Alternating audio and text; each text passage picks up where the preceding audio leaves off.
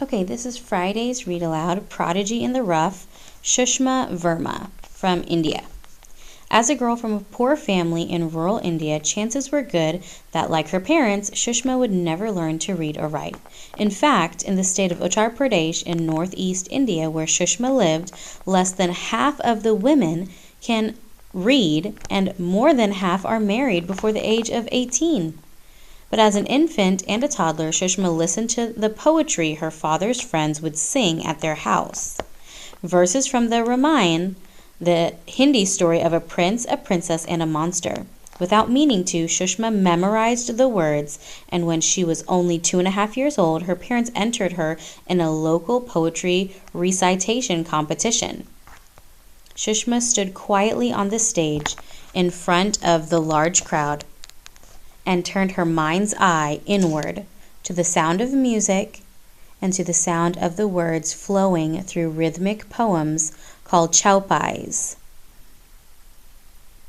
Then she opened her mouth, and out came the chaupai of the elephant god Ganesh, and then of the monkey god Hanuman, the words flowing through her small mouth and out into the world.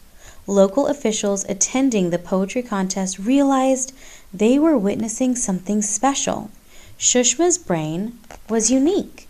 Whatever she heard, she remembered.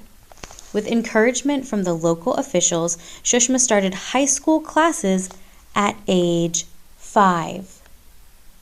At age 7, just when many girls from her village were quitting school to help around the house, Sushma became the youngest person ever to pass India's high school exams. She then took the entrance exams for medical school, but because she was so young, test officials refused to return her calls. So instead of studying medicine, Sushma started a college program in microbiology at the Babasaheb Bhimrao Ambedkar University in Lucknow, which was not far from her village. She was just 8 years old. I chose microbiology because it is a study of plants and animals, nature and life, in simple terms, which I always found interesting, she said. One of the professors helped her father get a job as a janitor at the school so that he could watch over his daughter. She rode to college with him every morning, sitting on the wire rack over his bicycle's back tire. In India, college students compete for grades. Only a few students can get A's. And now Sushma was competing with the students 8 and 9 years older than her. Even for her special brain, it wasn't easy. Still, Sushma graduated at the top of her class at age 13.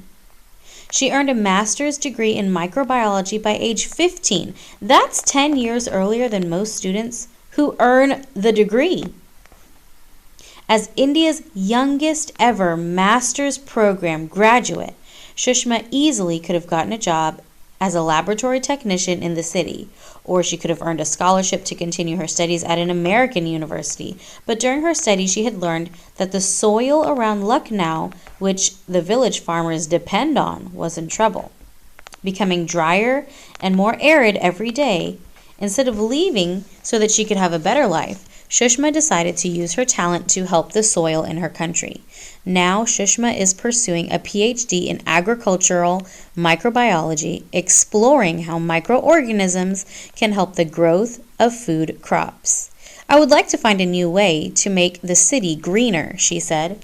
Still, inside Sushma Verma's beautiful mind, alongside facts about DNA and the genetic sequences of microorganisms, are the poems she heard long ago in her parents' living room.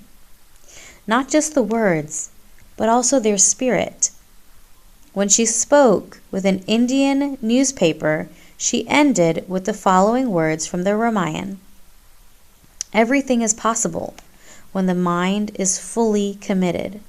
With our hands on our heads of our elders, hands on the heads of our elders. Okay, write one thing that you learned about Sushma Verma and one thing that you found interesting in your notebook.